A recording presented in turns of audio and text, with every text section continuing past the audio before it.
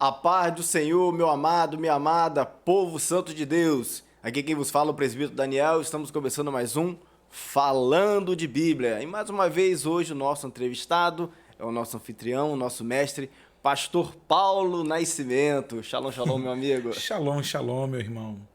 Que alegria poder estar aqui mais uma vez com vocês, podendo falar um pouco da Bíblia.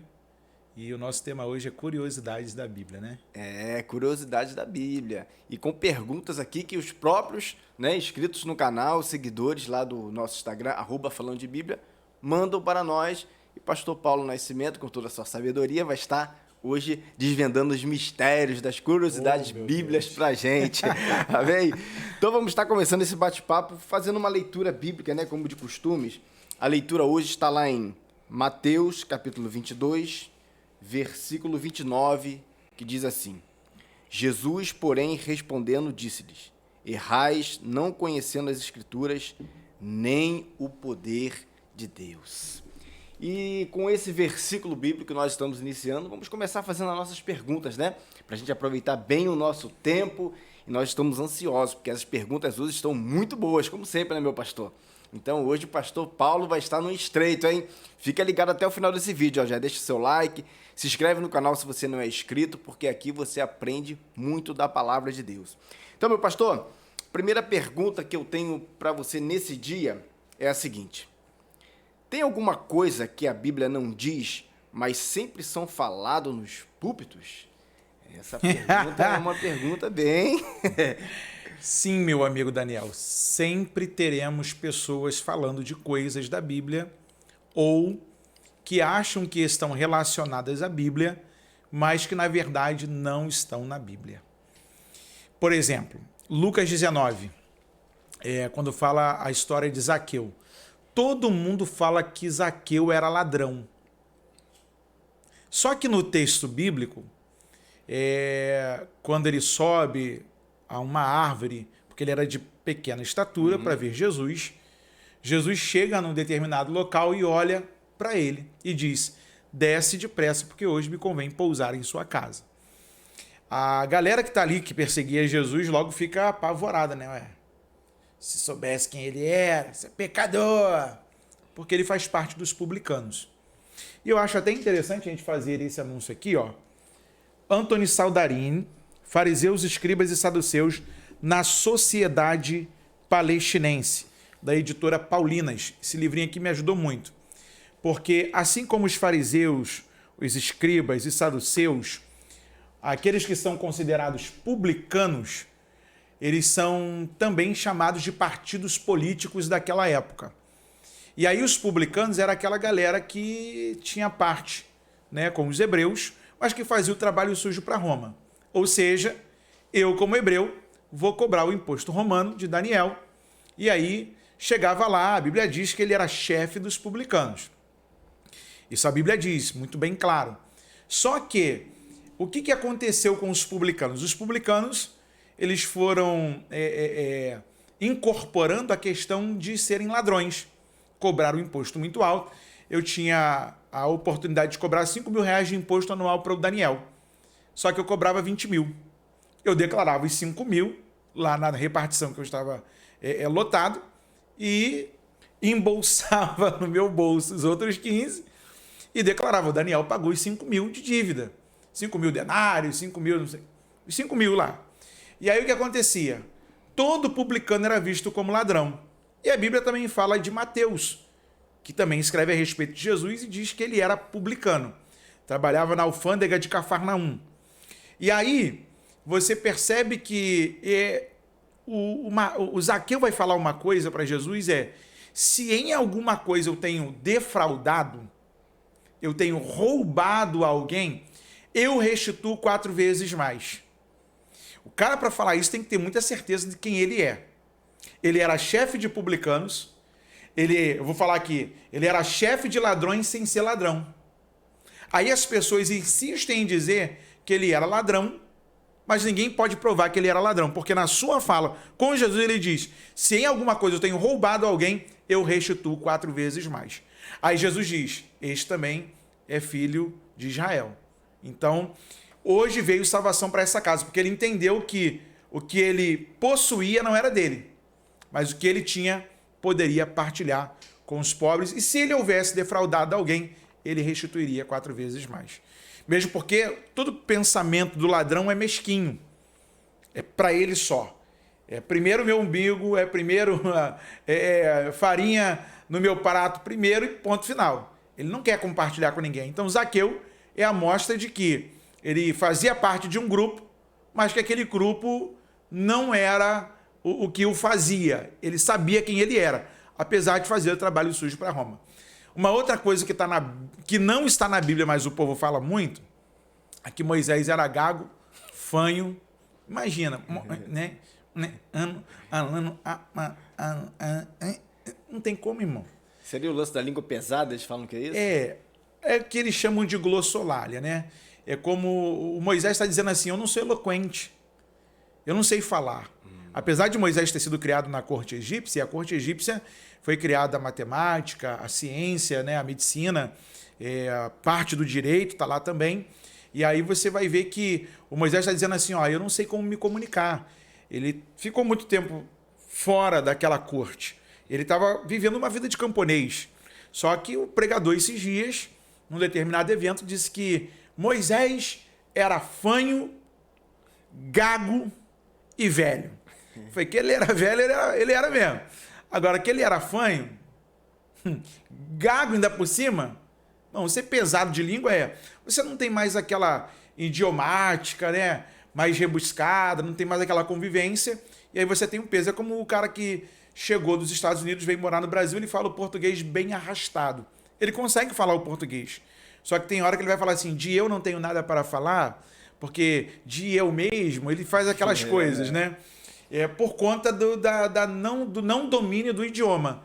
E aí Moisés está falando assim, ó, eu não sei como me comunicar. E Deus fala para ele, mas quem fez a boca? Abre a tua boca que eu encherei. Então as pessoas comumente falam que Moisés era, como disse o determinado pregador, fanho e gago. Imagina a dificuldade do cara. Ao mesmo tempo para poder comunicar as verdades de Deus. É complicado. Mas vamos lá. É complicado, meu pastor. Até pegando o gancho dessa primeira pergunta, eu te faço a segunda pergunta. Sim. O senhor acha que o púlpito de hoje está em crise? Se o púlpito está em crise, Isso. eu vou fazer coro com o pastor Rodson Boulet, um grande amigo que já esteve aqui no Falando de Bíblia. Ele diz que o púlpito tem que estar em crise. O púlpito tem que estar em crise. E o pregador que não está em crise com o texto bíblico, ele não se permitiu ser confrontado pelo texto. Porque comumente a gente que prega, a gente precisa entender que eu não estou falando de mim. Por máximo que eu tenha experiências, por máximo que Deus me tenha permitido coisas extraordinárias, a responsabilidade é falar a palavra de Deus. Eu cito novamente aqui Edmundo Baldes, que diz que muito mais importante que o mensageiro é a mensagem que ele carrega. E eu acredito que o púlpito está em crise no Brasil, em específico. E eu vou até fazer uma brincadeira aqui, que muita gente vai lembrar, que essa semana a rede social ferveu, tanto no Instagram, Facebook, no Twitter, no YouTube, está todo mundo falando do culto do beijo. Você ouviu falar? Vi. Você já beijou sua esposa hoje? Deu uma bitoquinha no final de já. semana? Eu já ia falar, você está pecando, porque o pastor lá falou que pode beijar. Entendeu? Então a gente vê também uma outra crise. É uma crise de identidade do púlpito. Porque as pessoas, elas estão fazendo do púlpito qualquer coisa, menos o lugar de comunicação da verdade. Elas fazem muitos entretenimentos no púlpito e gastam tempo com muita coisa. Na hora da palavra, ó, como dizia o professor, e o tempo da palavra, ó. E a gente precisa voltar a isso, porque é através das Escrituras que nós encontramos as verdades, as pérolas do Evangelho. Né? João 8, versículo de número 32, e conhecereis a verdade vos libertará. Não tem outro meio pelo qual nós venhamos conhecer a verdade a não ser pela palavra de Deus. foi o versículo da semana passada, o do último nosso bate-papo, que João 17:17. Santifica-os na verdade. A tua palavra, disse Jesus, é a verdade.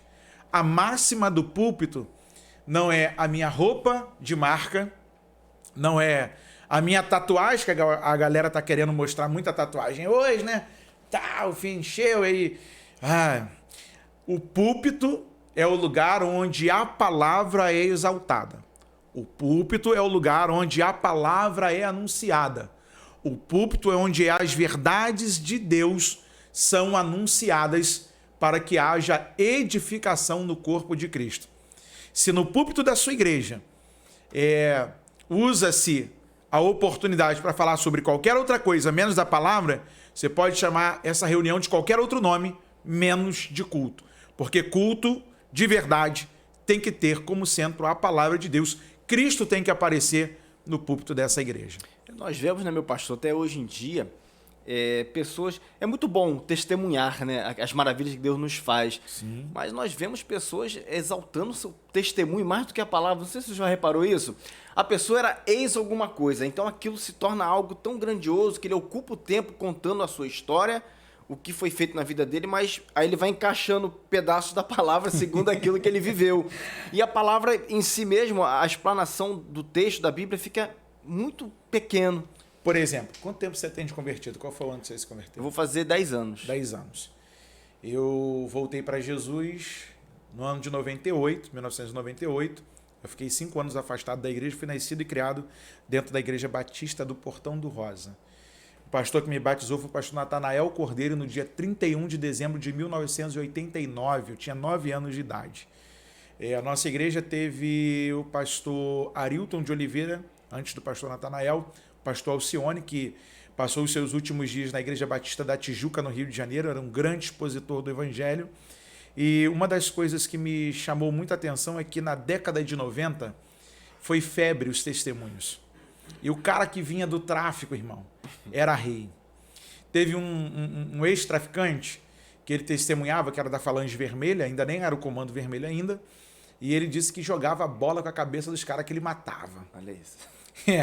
Teve um que matou não sei quantas pessoas em São Gonçalo, Niterói, se converteu na cadeia, e quando ia contar o testemunho, o povo ficava em polvorosa. A gente não sabia se os irmãos estavam chorando porque estavam emocionados ou porque estavam com medo do cara, porque os camaradas falavam, parecia que saía sangue da sua boca. Parecia que tinha um prazer naquelas práticas ainda, as antigas. E por muito tempo, tanto os caras que vieram do Comando Vermelho, quanto jogadores de futebol, quanto artistas que eram famosos, eles também ganharam destaque nos nossos púlpitos, sem serem discipulados, sem serem ensinados a palavra, porque chegaram e eram alguma coisa lá fora, e a gente vê muito disso ainda nos nossos dias, não com a ênfase da década de 90. Isso é verdade. Né? Mas a galera diz lá, o fulano era isso, o fulano era aquilo. Ih, rapaz, uma certa feita, Daniel, eu vim do mundão, zoei pra caramba, né? E tal, alguém perguntou assim, pastor, dá pra tu contar teu testemunho hoje? Porque eu sofri um acidente, fiquei na iminência de perder a minha perna, fiquei na iminência também de morrer, e fui ameaçado de morte algumas vezes, atentaram contra a minha vida, e nas bagunças que eu fiz, Deus me deu livramento, e graças a Deus eu tive uma família para me acolher, tive uma família para orar por mim, suplicando a Deus o livramento. Deus teve misericórdia da minha vida. Sei que não há mérito nenhum do homem nessa ação divina. Deus teve misericórdia de mim. E alguém me perguntou assim, pastor Paulo, na época evangelista ainda, tem como tu contar teu testemunho e tal, porque tem muito jovem aí? Eu falei assim, rapaz, deixa a Roseli contar o testemunho dela, que é a minha esposa. Aí o pessoal, qual o testemunho dela? Ela foi no mundo, ela zoou, ela foi criada na igreja, nunca teve vontade de se desviar, nunca teve vontade de beber, nunca teve vontade de fumar. É uma menina que nasceu na igreja, cresceu na igreja, sempre amando a Deus. Aí os camaradas me olharam e falaram assim, não, isso aí não é interessante não. Aí eu falei, tem que matar, tem que roubar, tem que fazer parte de um grupo de extermínio, fazer parte de alguma coisa ruim. E a gente apreciou muito essa cultura da perversidade, principalmente no meio cristão. E a gente teve problemas porque muita gente, nesse período, acreditou que ouviu a voz de Deus, abriram igrejas, criaram movimentos e essas pessoas depois sumiram. Eu tenho muita preocupação do camarada que surge do nada, de repente fica famosão e às vezes do nada também some. Cadê? Dentre esses todos, eu vou citar 2 pessoas aqui porque o seu testemunho falam até hoje. Uma é o pastor Renato, que eu não vou lembrar o sobrenome, ex-Falange Vermelha, não tem cabelo na cabeça, de tanto que usou droga, não tem cabelo na sua sobrancelha. Deus fez uma obra maravilhosa e o seu testemunho é verdadeiro. Não é esse testemunho de que, eu mandava lá no Morro do Jacaré, eu mandava, e os caras lá nem sabiam que o cara era traficante lá. Eu tô falando de gente que foi cabeça de tráfico, um dos fundadores do Comando Vermelho, que hoje é crente, pagou a sua dívida com a justiça e é crente de verdade. Crente de verdade. O seu testemunho fala por si só porque é crente até hoje. E existe o irmão Sérgio, o missionário Sérgio. O Sérgio, rapaz, ele hoje cuida da sua mulher que está com Alzheimer. Ele até um tempo atrás estava no presídio pregando ainda. Pregava no presídio.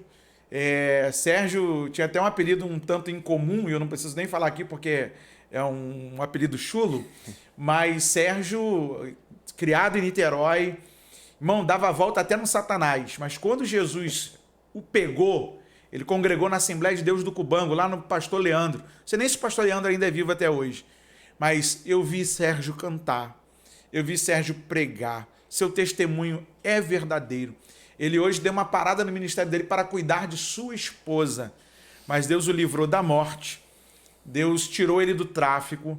Deus fez uma linda obra sobre a sua vida. Ele é pastor e é missionário até hoje. Ele vai nos presídios, cuida de gente que é dependente química e a sua obra fala por si só, o Espírito Santo trabalhou.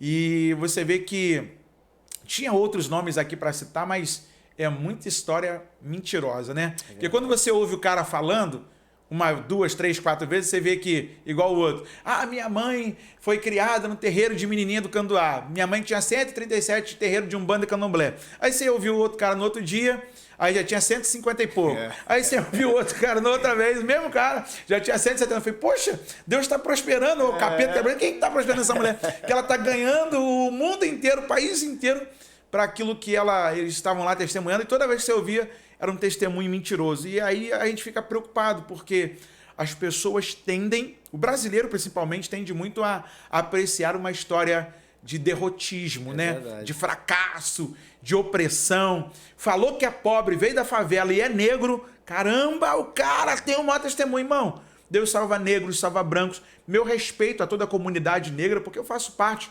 dessa comunidade também. Meu avô era negão, a ponto da minha avó ter sido excluída da família porque casou com um negro. É mesmo? É. Meu Deus. Você está pensando que eu tenho sangue de negão na veia, rapaz? Amém. Gente, estamos aqui diante do pastor Paulo Nascimento e o tema de hoje é curiosidades da Bíblia. Então, pegando o gancho desse tema, meu pastor, conte para nós aí uma curiosidade da Bíblia. Qual é uma curiosidade da Bíblia que você pode contar para nós aí? Pegando o gancho desse tema. Rapaz, curiosidade da Bíblia. Por exemplo, Moisés. Deus deu a Torá para ele, né? O Pentateuco. Ele é quem escreve os 5 primeiros livros da Bíblia. Gênesis, Êxodo, Levítico, Números e Deuteronômio. Ele fala do começo da história da criação, do universo, do princípio de todas as coisas, sem estar lá. E ele fala do final da sua vida, no livro de Deuteronômio, a sua morte. Mas... E aí, eu acho lindo porque Deus deu a graça para Moisés de falar tanto as coisas passadas quanto as futuras. Por exemplo, a gente encontra no livro de Atos dos Apóstolos, Saulo, também chamado de Paulo, porque virou uma modinha nos nossos dias falar assim... A maior luta de Paulo era nunca voltar a ser Saulo. Poxa, mas ele não teve o nome trocado. Um era o seu nome sinagogal e um era o seu nome civil. Quando ele transitava entre os hebreus, ele era chamado de Shaul, que foi traduzido para nós como Saulo, que é a mesma raiz do nome de Saul. E curiosamente eles vêm da mesma tribo, de Benjamim. Olha que curioso. Aí você tem o nome Paulos, do grego, que é onde ele transitava entre os outros cidadãos, né, pelo qual ele foi levantado para pregar o evangelho, não só para judeus, mas para também os gentios. E aí Paulo transitava entre os hebreus, Saulo. Quando ele transitava entre os não-judeus, Paulos. Eu até ganhei esse nome do meu pai, que não ia ter esse nome. Quem receberia esse nome era o meu irmão Renato. Meu pai, novo convertido, ele é um amigo de trabalho, foi lá no Senhor do Bonfim, na Bahia, tirou na fitinha um nome e veio escrito Renato. E o camarada, que nem parente do meu pai era, pegou a fitinha e falou: ó, Geraldo, coloca lá no menino, que senão você vai mudar a sorte do garoto. E meu irmão ganhou Renato. E aí guardaram o nome de Paulo para mim. Paulos, no grego, era um nome que quer dizer pouco, pequeno. Eu nunca gostei desse nome. Eu falava, poxa, pai, tanto tempo pra você me dar. Ele, não, é por causa da história. É igual a galera coloca Caleb, porque ele foi príncipe em Israel. Mas quando você vai ler no hebraico o nome Caleb é cachorro. A palavra Caleb é cachorro.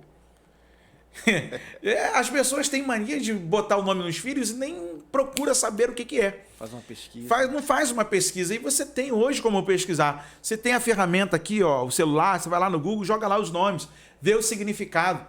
É muito complicado. Quer ver uma outra coisa também que eu acho... Só um adendo aqui, meu pastor, antes do senhor falar uma outra curiosidade que me despertou aqui o interesse. Nós vemos, né, pessoas pregando isso. Por exemplo, maior dificuldade de Paulo é voltar a ser Saulo.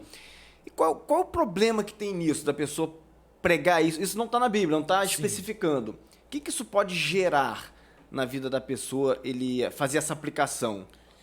O que pode gerar, Daniel, é que uma confusão doutrinária. Uma confusão doutrinária. Eu vou até procurar aqui agora, Atos dos Apóstolos. Acho que é capítulo de número 13. Verso de número 9. Falando de Bíblia. Todavia Saulo, que também se chama Paulo, cheio do Espírito Santo, fixando os olhos nele. Porque a ideia que você tem é de que quando Atos dos Apóstolos, no capítulo 9, Saulo está no caminho de Damasco, ele encontra com a luz, e a luz fala com ele, e aí você vê que num texto bíblico, todos ouvem a voz, e só ele vê a luz. E no outro texto bíblico, todos veem a luz, mas só Saulo ouve a voz. E quem escreve é o próprio Lucas.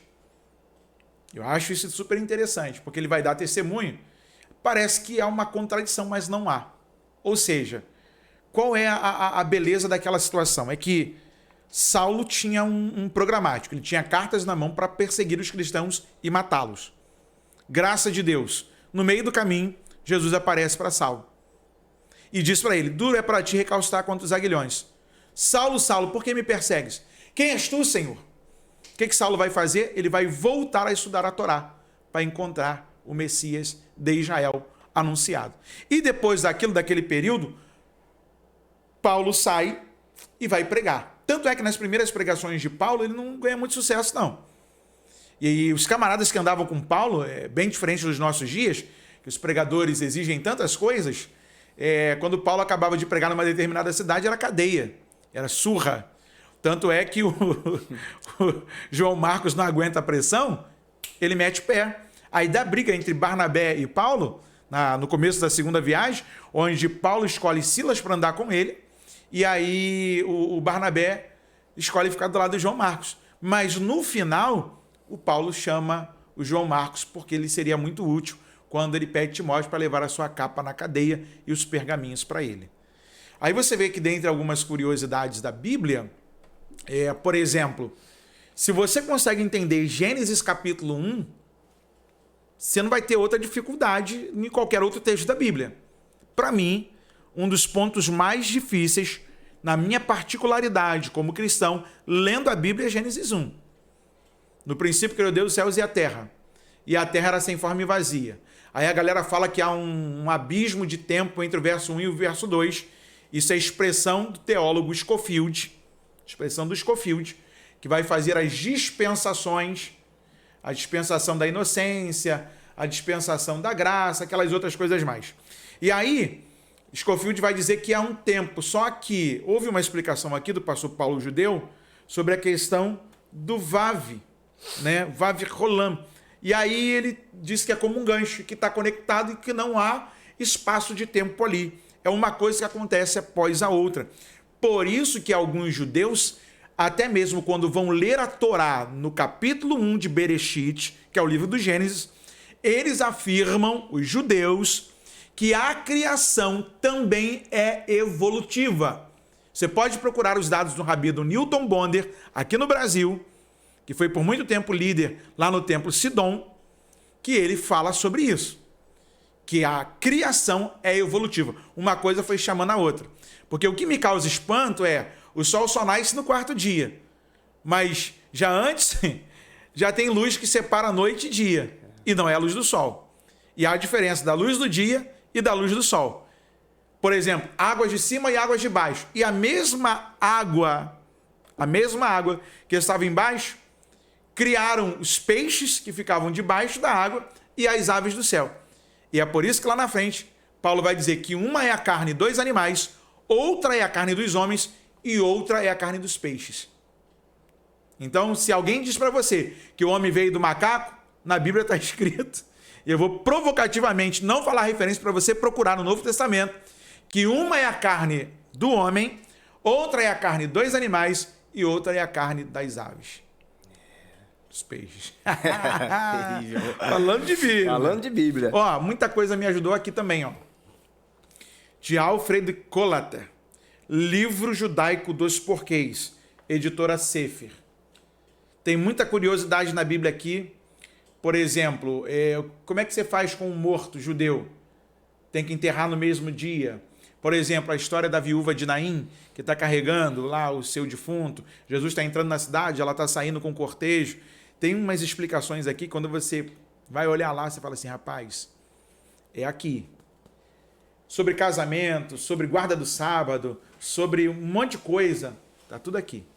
Aqui você também entende no contrato de Ketubá, que é o contrato de casamento, sobre por que quando o anjo vai falar com José, lá em Mateus, capítulo 1, se não me falha a memória, vai dizer para ele assim, não deixe Maria, sua mulher, se ela era noiva do José. Por que o anjo fala para ele assim, não deixe Maria, sua mulher? Curiosidades da Bíblia, Livro Judaico dos Porquês, editora Sefer. É uma excelente obra. Olha aí, galera, você que gosta de estudar, tá aí, ó. Olha o pequeno, isso aqui é nem 1% da parte de livros que você tem, né? Bastante lá. Então aí, vai pegando as dicas aí do pastor Paulo, vai anotando o nome dos livros, compre, adquira o livro e vá crescendo aí no seu conhecimento. Meu pastor, vamos para mais uma pergunta aqui. Vamos lá. Ser usado quer dizer que eu estou salvo? Oh, meu Deus. Ser usado quer dizer que estou salvo? Não. Pastor, você tem certeza do que você está falando? Gente, prove-me ao contrário. A jumenta foi extremamente usada para Balaão. Balaão era feiticeiro. Deus poupou a vida do feiticeiro através de uma jumenta. Qual é a parte no mundo, ou um relato da Discovery, que a jumenta voltou a falar depois dos dias de Balaão? Foi usada. Tá salva? Você vai encontrá-la no céu?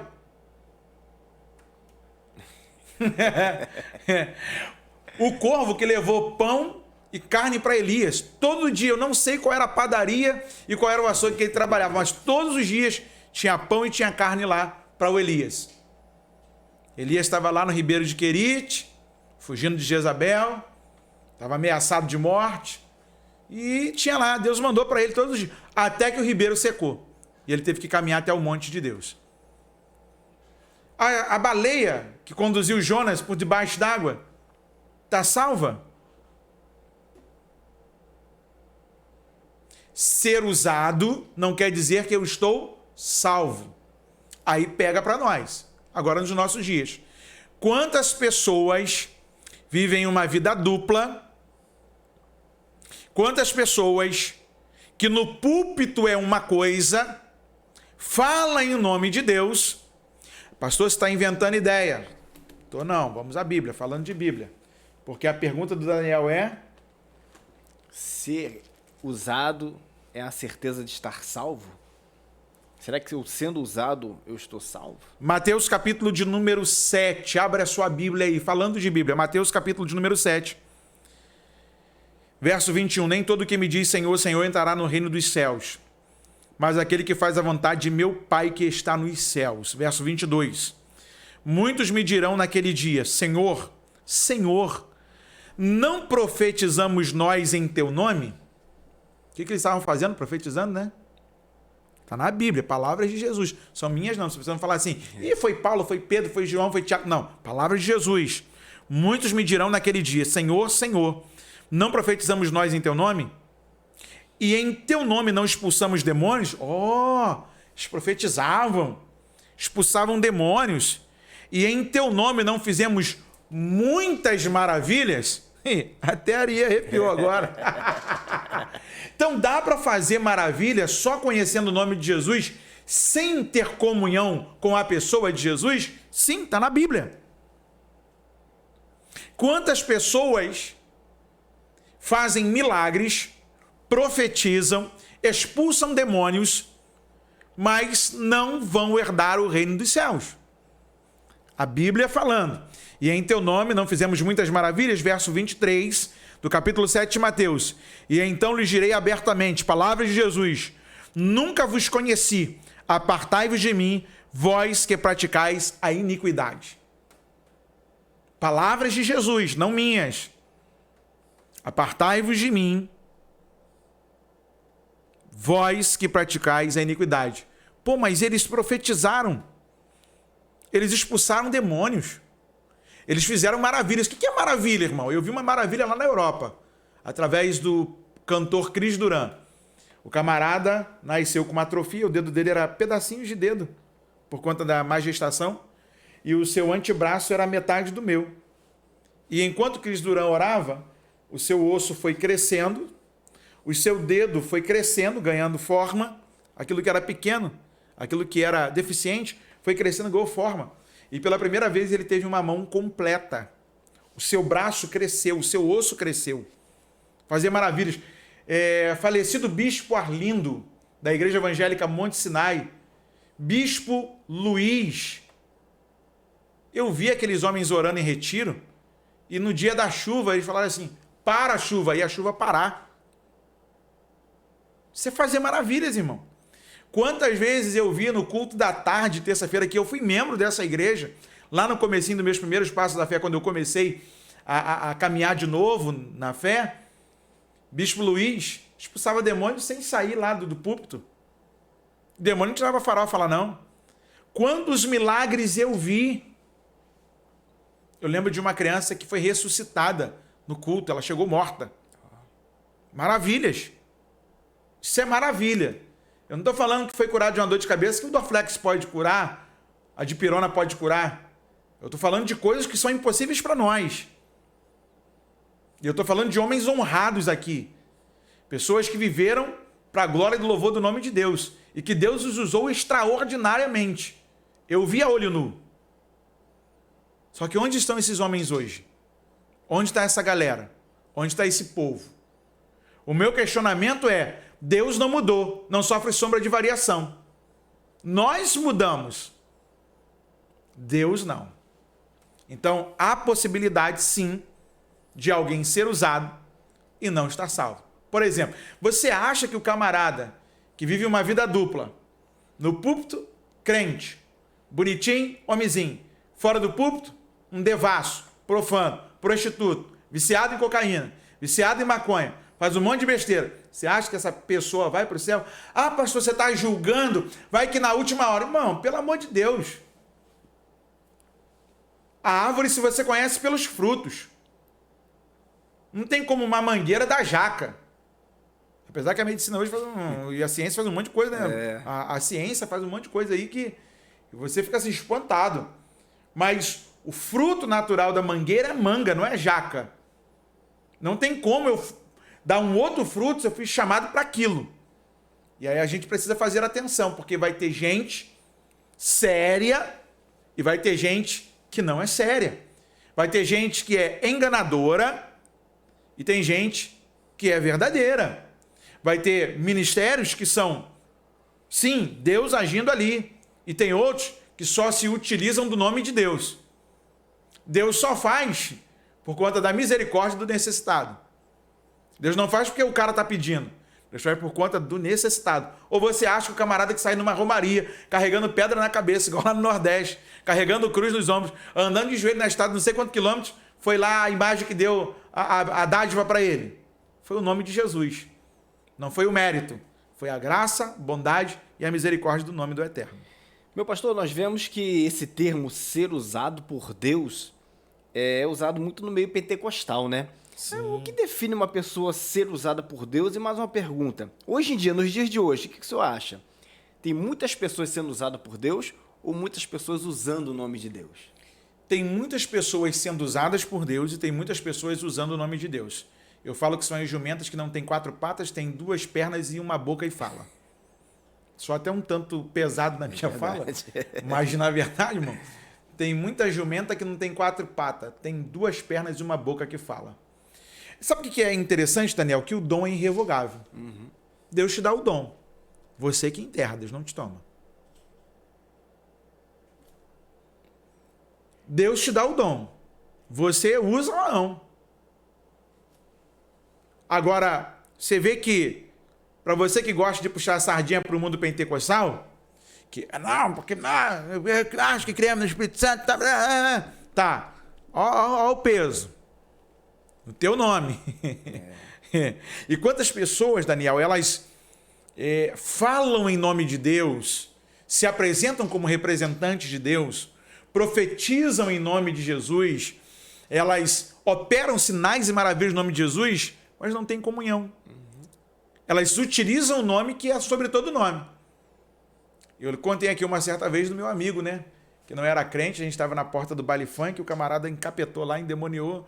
Aí ele, pode parar, eu vou resolver essa parada aí. Aí eu falei, o que foi, rapaz? Ele, não, rapaz, eu vejo minha mãe fazendo, meus pais fazendo, eu sei fazer isso aí.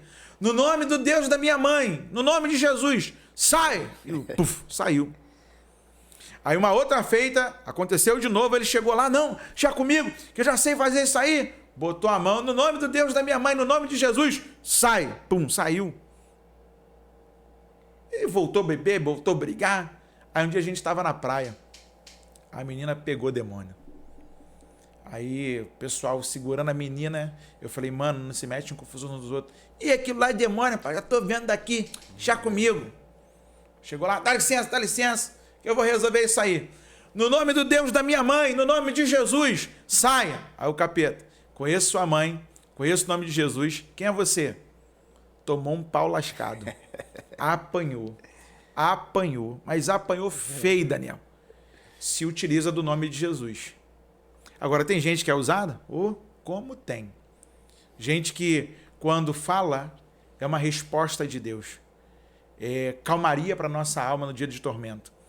São representantes legais de Deus na terra. E vai um abraço aqui para todos os irmãos que são boca de Deus, bênção na sua congregação, são usados por Deus.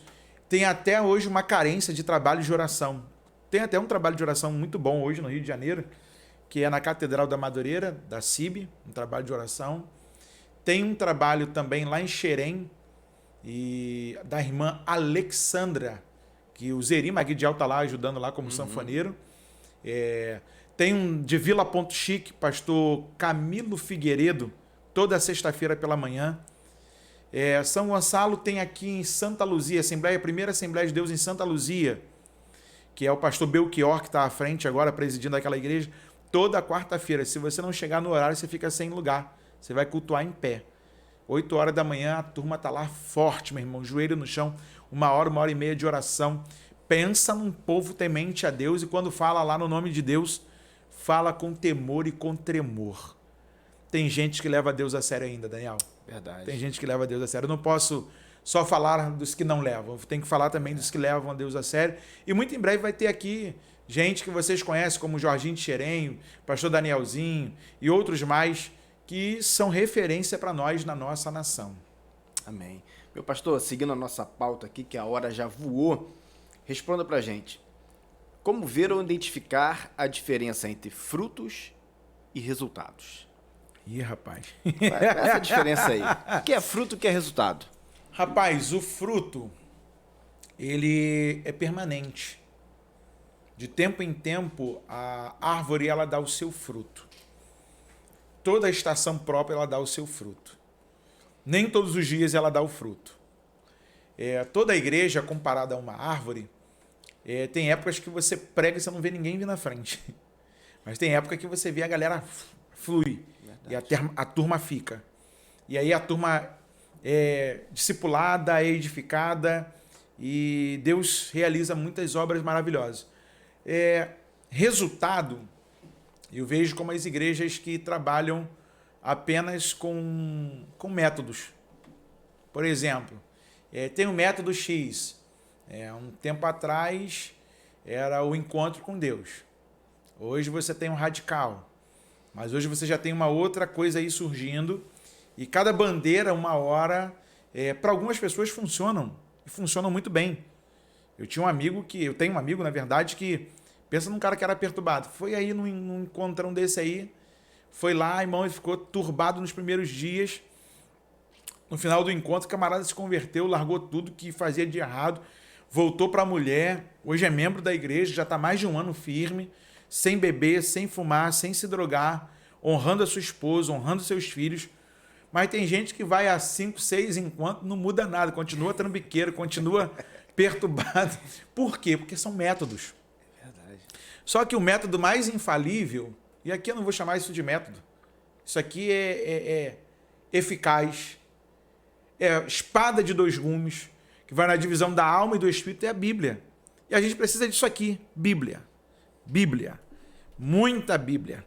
E a galera, ela precisa de Bíblia. É isso que a galera precisa. Amém, meu pastor. Vamos aqui para mais uma pergunta. Olha só, essa aqui é interessante.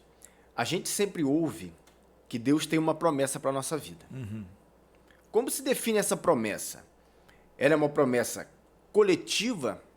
Isso está na Bíblia onde está? Ou é uma promessa individual para cada pessoa através de profecias recebidas? Ou seja, tem uma promessa. A gente sabemos que tem uma promessa da salvação, mas existe uma outra promessa que as pessoas pregam assim? Deus tem uma promessa na tua vida. Essa promessa é algo coletivo para todos nós? Ou uma promessa que Deus usa um profeta para revelar? Ou os dois? Tipo aquela assim, pega na mão do irmão que está do seu lado e diga para ele assim, você não vai morrer enquanto a promessa não se cumprir. E morre. E tem gente que morre. Né? Hebreus, você vai ler que eles viram a promessa de longe. Morreram sem alcançar a promessa. É verdade? Só que, Daniel, a Bíblia, como profecia maior, ela tem promessas que são infalíveis. Por exemplo, João capítulo 14. Não se turbe o vosso coração, crê em Deus, crê também em mim, disse Jesus. Na casa do meu pai há muitas moradas. Se assim não fosse, eu vou-lhe teria dito, vou preparar-vos lugar, para que onde eu esteja, vós também estejais. Promessa de Jesus, eu venho buscar você. Promessa de Jesus, existe um céu de glória preparado para você. A vida não se resume só aqui, a esse tempo, a esse cronos que você está ligado. Não, a vida é muito além dessa minha realidade física. Há uma promessa. Por exemplo, o arrebatamento da igreja, a volta de Jesus é uma promessa que poucos crentes hoje fazem força para entrar no céu. Que o céu também é tomado à força. E as pessoas estão desistindo da fé.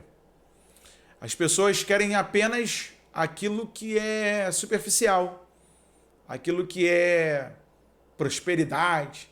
Não, Deus vai te honrar, Deus vai te colocar como cabeça e não por cauda. Você só vai vencer. Não, tem hora que a gente chora, tem hora que a gente perde, tem hora que a gente fica assim, meu Deus, não quero falar com ninguém.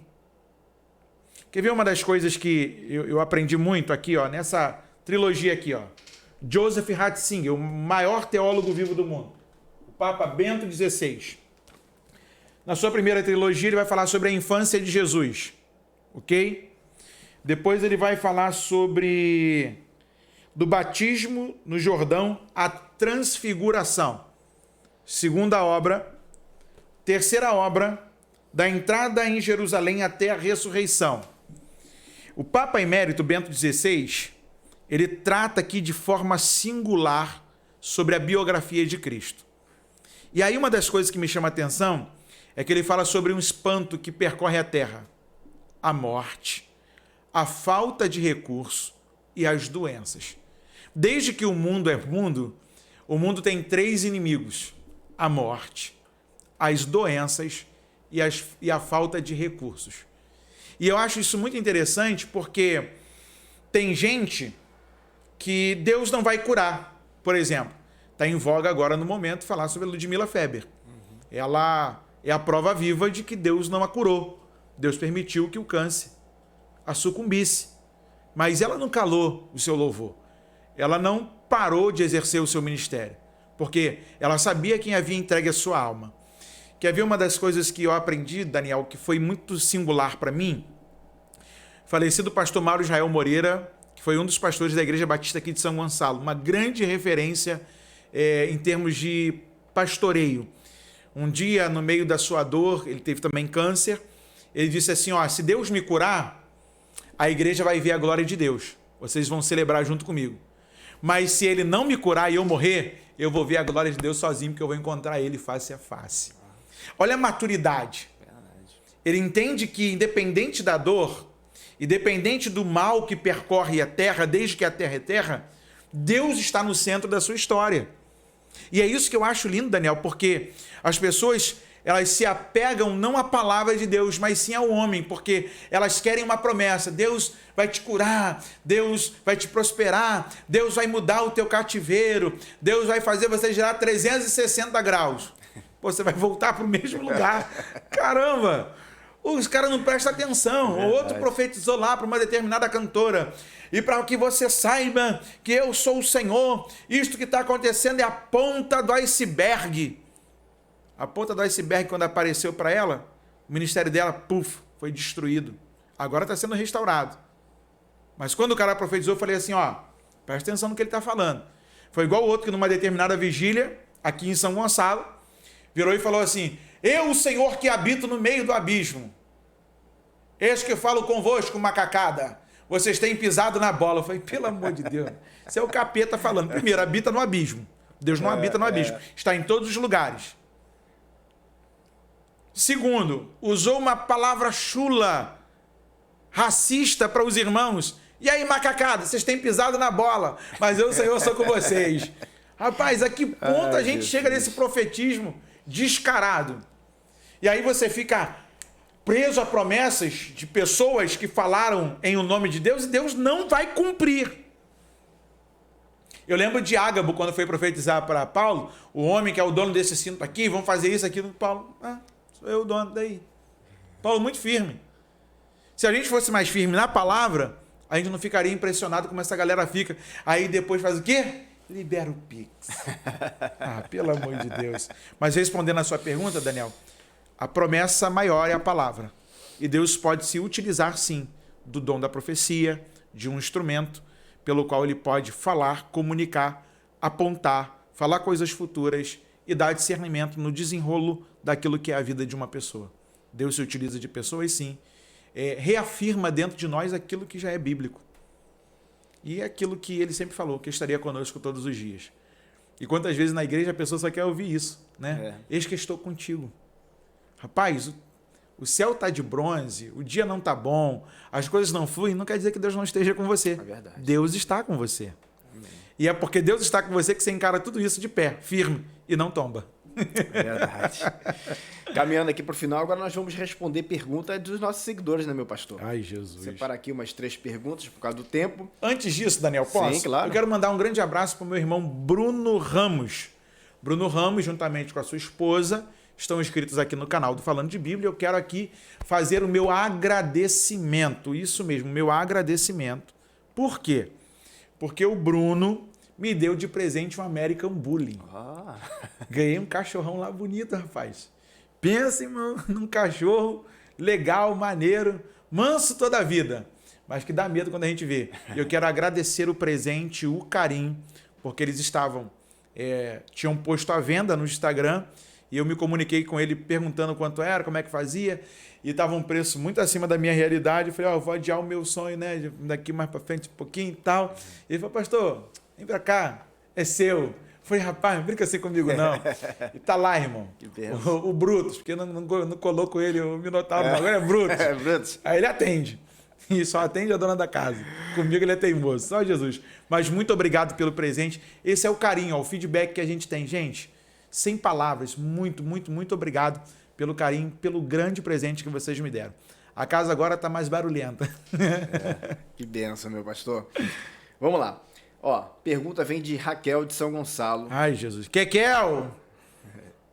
Ai, meu Deus. Diz assim a pergunta dela. Se Deus é tão perfeito, então por que criar algo tão imperfeito, permitindo dor, sofrimento e atrocidades diárias? Responde para ela, meu pastor. Se Deus é tão perfeito, por que ele permite que atrocidades aconteçam? Não é isso? Isso. Sofrimentos diários. Porque ele criou, se ele é tão perfeito, por que ele criou algo tão imperfeito? É isso que ela quer dizer. Vamos lá. Isaías 45:7 tem uma resposta para nós. Eu, o Senhor, crio o bem e o mal, crio luz e crio as trevas. Eu, o Senhor, crio todas as coisas. Vamos lá? Falando de Bíblia. Isaías, rapaz, capítulo de número 45. Acho maneiro esse texto bíblico, que o pessoal só olha o começo, né? Do capítulo, que é terrível, maravilhoso. Mas, olha o que diz o verso 7. Eu formo a luz e crio as trevas. Eu faço a paz e crio o mal. Eu, o Senhor, faço todas essas coisas. E o mundo só está equilibrado por causa disso. E tem coisas que a gente pensa que é o diabo e não é. Tem coisas que é Deus, que afunila o caminho da gente, que aperta, deixa o nosso caminho estreito e permite situações para a gente continuar confiando no seu poder. Lembra de Jó? Os amigos de Jó ficaram pirados. 7 dias na cinza, em silêncio, quando vão abrir a boca por não entender o que está acontecendo, acabam por falar o que não devem. Mas foram amigos, 7 dias na cinza, em silêncio, na dor. Você tem um amigo assim, Daniel? Tem. Que passe com você ali na dor, tal. É raro. É raro. É raro. Mas amigo assim, igual o de Jó, né? É raro. A gente tem muito amigo tagarela, que gosta de dar opinião na nossa vida. Ah, não tá bom, não, você pode melhorar isso, não sei o que. Você nem pediu opinião e tá falando pra caramba. É difícil. Mas amigos que sentem a nossa dor, sentam conosco nas nossas misérias, tacam cinza na cabeça, são poucos. Você vê que Deus fala pro diabo lá, viste tu, meu servo Jó? Aí o diabo, é agora, vou aproveitar, ó, em disparada sai para fazer a desgraceira. E você vê que Jó vai dizer assim, Deus me deu, Deus somou, bendito seja o nome do Senhor. Depois Satanás toca na sua pele, ele é cometido de uma chaga, que alguns chegam a dizer que era uma hanseníase, outros chegam a dizer que poderia ser um câncer de pele, outra coisa mais e muito pior do que a gente possa designar aqui. E aí ele também não murmurou, ele continuou louvando ao Senhor. Ele chega a dizer que as flechas do Todo-Poderoso o atingiram. Ele não dá glória para o diabo. Ele chega a dizer assim, Jó é o único camarada no mundo, curiosidade da Bíblia, que diz assim, pesa-me balança fiéis. Não vou falar o capítulo para você ler em casa. Curiosamente vou te provocar. Ele é o único ser no mundo que diz para Deus, pesa-me balança fiéis. Rapaz, o cara tem que ter muito certo o que ele é. Verdade. Que é ele quem diz, eu sei que o meu Redentor vive e que por fim se levantará, que depois de consumida a minha pele, eu verei a Deus. Então, o mal não quer dizer que há ausência de Deus. Eu gosto muito da expressão do Ed René Kivitz, da Igreja Batista de Água Branca. Para mim, um dos grandes expositores do Brasil. Quando ele diz assim, mas quando alguém tira a vida de uma criança, onde você enxerga Deus? Na criança que está sendo atingida. E onde você enxerga o diabo? Na maldade do ser humano que atira contra uma criança. E equilibra-se o universo. Maldade sempre vai existir, bondade sempre também vai existir. Mas Deus não perde o controle de nada. Deus está no controle, inclusive até das nossas tragédias, para a gente aprender que é ele quem cuida de todas as coisas, desde o seu alto e céus. Amém. Meu pastor, eu vou fazer mais uma pergunta aqui da Raquel que eu achei muito interessante. É ela e a irmã Shirlene. A Quero Shirlene. mandar um abraço para Bolos da Chi, né? A irmã Shirlene, junto com a Raquel. Você pode procurar aí no Instagram aí, Rachel, R-A-C-H-E-L, Rachel, Gabrig. Olha essa pergunta que elas fizeram. Se o cristianismo é a única religião verdadeira, então por que os praticantes de todas as outras religiões se sentem realizados em sua fé e alcançam os mesmos resultados desejados que os cristãos? Como é que responde isso? Ou em outras questões são até mais bem abastados dentro das suas realizações. O Salmo de Asaf nos ensina muito, né? Quando a questão de que nós não devemos olhar para a prosperidade dos ímpios. A Bíblia diz que Asaf quase,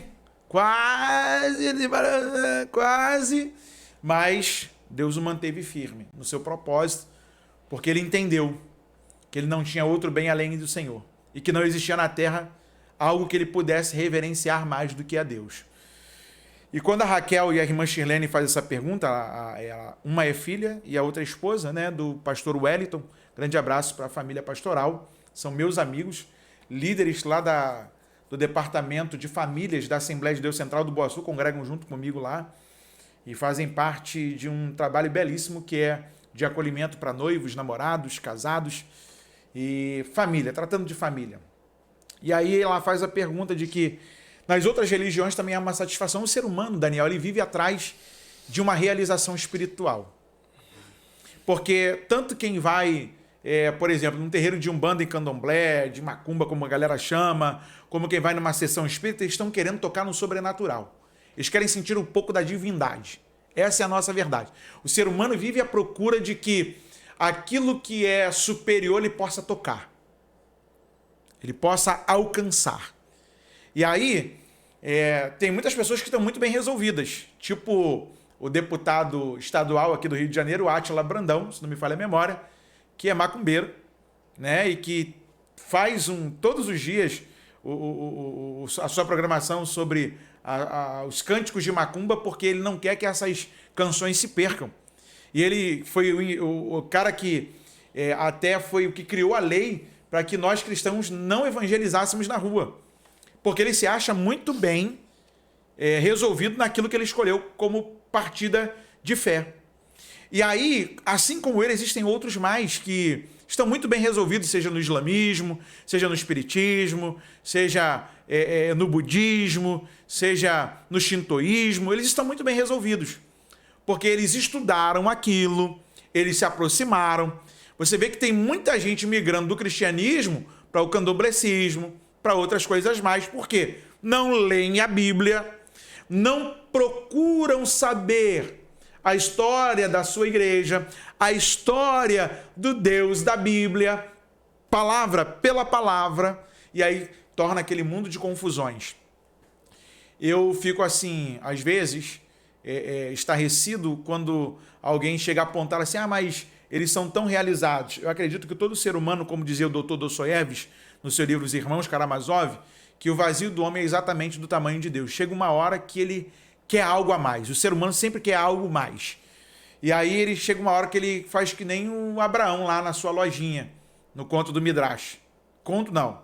Na história do Midrash ali é uma história verdadeira, não é conto. Quando ele é o que cria os terafins, os pequenos santinhos, os santinhos de bolso. Seu pai tem uma loja junto com ele, eles criam muitas imagens de escultura.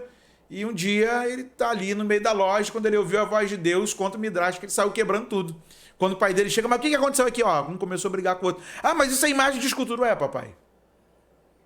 Aí ele começa a entender que existia um Deus que não tinha mãos, mas podiam socorrer, não tinham pés, mas podia caminhar junto com ele na sua trajetória, diferente dos deuses que ele criava de imagem de escultura. E você vê que o ser humano ele vive disso, numa busca incessante para um preenchimento do seu vazio. E enquanto ele se sente ali preenchido por um tempo, ele vai aceitando todas aquelas regras, até que o vazio maior, que grita, a sua alma grita por Deus, se apresente e ele se apresenta diante do Deus Todo-Poderoso. Amém. Para a gente fechar aqui, a última pergunta veio de Marcos e irmã Vilma Martins de Oliveira. Eles fazem a seguinte pergunta, meu pastor. As 3 crianças que sobreviveram à ordem de morte de Herodes foi João Batista, Jesus e Natanael?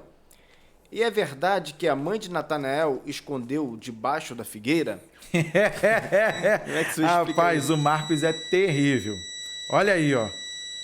Foi até, ó, por causa do Marcos, ó. Explodiu. Explodiu, irmão, explodiu! Aleluia! E olha que interessante, a gente vai abrir a Bíblia primeiro em Lucas 1, para a gente entender essa questão. Existiu no tempo de Herodes, rei da Judéia, um sacerdote chamado Zacarias, da ordem de Abias, e cuja mulher era das filhas de Arão. O nome dela era Isabel. Ok? Eram ambos justos perante Deus, vivendo irrepreensivelmente todos os mandamentos e preceitos do Senhor. Só que mais à frente você vai ver o nascimento, também o anúncio do nascimento de Jesus. Eles são da mesma época, só com 6 meses de diferença. Porque quando o anjo fala com Maria, ela já diz que a sua prima Isabel já estava no 6º mês de gestação. Aí em Mateus capítulo 1 é deflagrada a perseguição por conta da visita dos camaradas lá do Oriente, que viram a estrela brilhar e perguntaram, onde está o novo rei? Aí o Herodes fica maluco. Ué, tem alguém querendo tomar meu trono? Manda procurar aí. E os meninos aí, lá na região onde a estrela brilhou, é local, não é para toda a nação, é local, ele manda perseguir. Aí João capítulo 1, é interessante você ver que a história de Natanael é levado, conduzido até a presença de Jesus. Olha que interessante. Capítulo 1 de João, verso 44. E Filipe era de Betsaida, cidade de André e de Pedro. Filipe achou Natanael e disse-lhe, havemos achado aquele de quem Moisés escreveu na lei. Olha o que ele está dizendo. Ele está falando da Torá, né? Filipe achou Natanael e disse, havemos achado aquele de quem Moisés escreveu na lei e de quem escreveram os profetas, Jesus de Nazaré, filho de José. Ele fala de Nazaré e filho de José. Já começa a confusão. Poxa, filho de José? Mas, não, vamos lá. 46. Disse-lhe Natanael, pode vir alguma coisa boa de Nazaré? Disse-lhe Filipe, vem ver. Eles não entram em discussão. Vem ver. Jesus viu Natanael vir ter com ele, verso 47 do capítulo 1 de João, e disse dele, eis aqui um verdadeiro israelita em quem não há dolo. 48. Disse-lhe Natanael, de onde me conheces tu? Jesus respondeu e disse-lhe, antes que Filipe te chamasse, te vi eu estando tu debaixo da figueira. Natanael respondeu e disse, Rabi, tu és o filho de Deus, tu és o rei de Israel. 50. Jesus respondeu e disse-lhe, porque te disse, vi-te debaixo da figueira, crês? Coisas maiores do que estas verás. 51. E disse-lhe, na verdade vos digo, que daqui em diante vereis o céu aberto e os anjos de Deus subirem e descerem sobre o Filho do Homem. Olha que coisa interessante. Falando de Bíblia, Zacarias, capítulo de número 3, verso de número 10. Naquele dia, diz o Senhor dos Exércitos, cada um de vós convidará o seu companheiro debaixo da videira e debaixo da figueira. Como as casas no Oriente são como ocas dos índios aqui, só tem uma porta de entrada, não tem portas dos fundos, e muitas dessas casas se mantêm assim até hoje, porque se tornaram patrimônio lá em Israel, a casa era um calor tremendo. E aí o que eles faziam? O lugar que eles procuravam abrigo, principalmente para estudar a Torá, eram debaixo das figueiras. Só que a turma da pregação disse que não, a mãe de Natanael pegou ele, fez um buraco no chão, pegou as folhas de figueira, botou ele lá debaixo da árvore. Onde está isso na Bíblia? Zacarias 3, 10. Debaixo da figueira e debaixo da videira, vocês vão encontrar um lugar, uma sombra. Isso era para quem estudava. Por isso a intenção do autor em João 1, dizendo que Filipe, quando encontra Natanael, falou assim, encontramos aquele de quem o escrito de Moisés está falando. Ou seja, Jesus já sabe que ele, como bom judeu, tem o seu horário de estudar a Torá debaixo da figueira.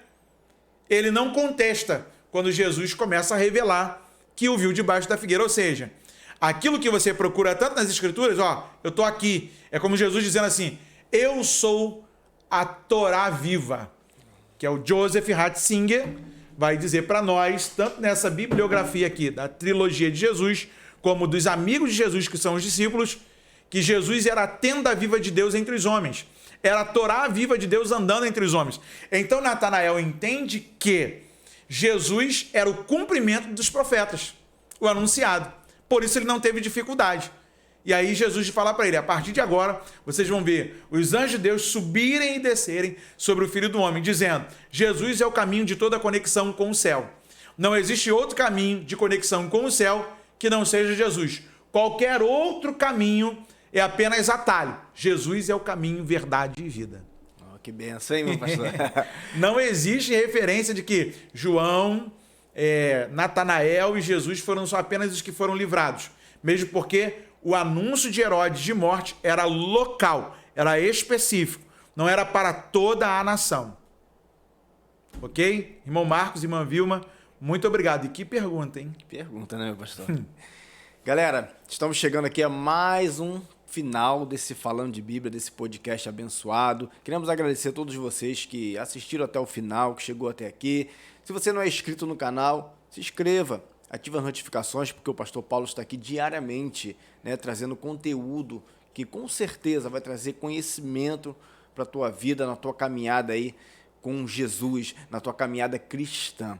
Amém? Agora vou deixar o pastor fazer as suas considerações finais, para a gente estar encerrando, e vou pedir para ele também estar orando e impetrando a bênção, pastor. Beleza. Amém? Meu amigo Daniel, mais uma vez, muito obrigado por me permitir estar aqui através da produtora Estúdio D, fazendo os vídeos do Falando de Bíblia, trazendo vida ao projeto Falando de Bíblia.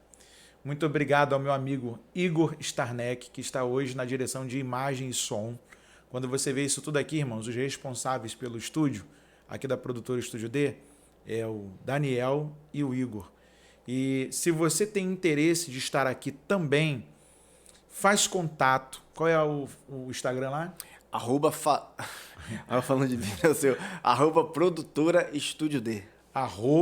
@produtora Estúdio D. Está localizado aqui na Coronel Cerrado, número 270, Lindo Parque. Próximo aqui da São José, que é uma clínica que você aqui de São Gonçalo já conhece, e você vai encontrar um material de qualidade. Tem sido parceiros aqui do Falando de Bíblia. Eu quero agradecer ao meu amigo Daniel, Igor Starneck, pelo carinho, pelas instruções de estar trabalhando aqui. Para mim, Daniel, eu já tinha vergonha de falar em público.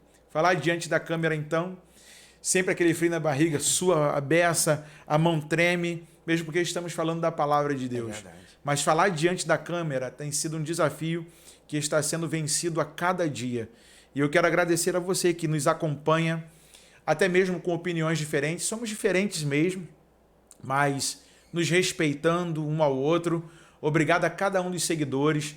Você que é aqui do Brasil, você que é fora do Brasil, você que é do norte a sul, do leste a oeste desse país, muito obrigado pelo seu carinho. Como eu disse aqui, Bruno Ramos me deu um cachorrão de presente, irmão. O bicho é caro, eu ganhei de presente dos seguidores aqui do canal. Então, assim, alegria em poder estar aqui com vocês. Assim como meu amigo Zé Barcelo me abençoou aqui, ó, da Ótica Job, né? E eu tenho aqui agora, tem também o outro parceiro aqui da Ulim, que vai ter novidade aqui, a Ótica Job aí, ó. Vai chegar camisas do Falando de Bíblia para a gente poder aqui vender. Nós vamos abrir a nossa loja aqui do Falando de Bíblia, camisa, boné. Tem novidade chegando aí. Muito obrigado pela sua companhia. Muito obrigado pela comunhão que temos de conversar e também trocar experiências. Vamos orar? Muito obrigado, Daniel. Nosso Deus, nosso Pai, muito obrigado por esse dia. Muito obrigado por esse momento em que estamos reunidos no Teu nome, falando da Tua palavra, falando das curiosidades da Bíblia. Continua o Teu Espírito iluminando a nossa mente, trazendo luz ao nosso coração, nos guiando, Senhor, e nos conduzindo aos tesouros da Tua palavra. Pai, que toda oposição, toda barreira, tudo aquilo que não provém de Ti caia por terra, tudo aquilo que tenta nos impedir do conhecimento pleno da tua palavra. Queremos a cada dia conhecer e prosseguir em conhecer o Senhor. Amém. Pai querido, que a tua mão esteja sobre este lar, trazendo vida, repreendendo as ações demoníacas, trazendo cura, e que debaixo das tuas asas encontremos abrigo seguro. Obrigado pelo zelo da tua misericórdia, pela multidão da tua fidelidade, que tem cuidado de nós. Obrigado por tudo, no nome santo de Jesus. Amém e amém. Amém. Vamos à bênção araônica. Ievareha Adonai veish mereha, Ia era Adonai panaveleha viruneha, Issa Adonai panaveleha veiasem leha shalom. Ou seja, o Senhor te abençoe e te guarde. O Senhor faça resplandecer a luz do rosto sobre ti e tenha misericórdia de ti. Que o Senhor sobre ti eleve o seu rosto e ponha em ti a sua paz. Esse foi mais um Falando de Bíblia.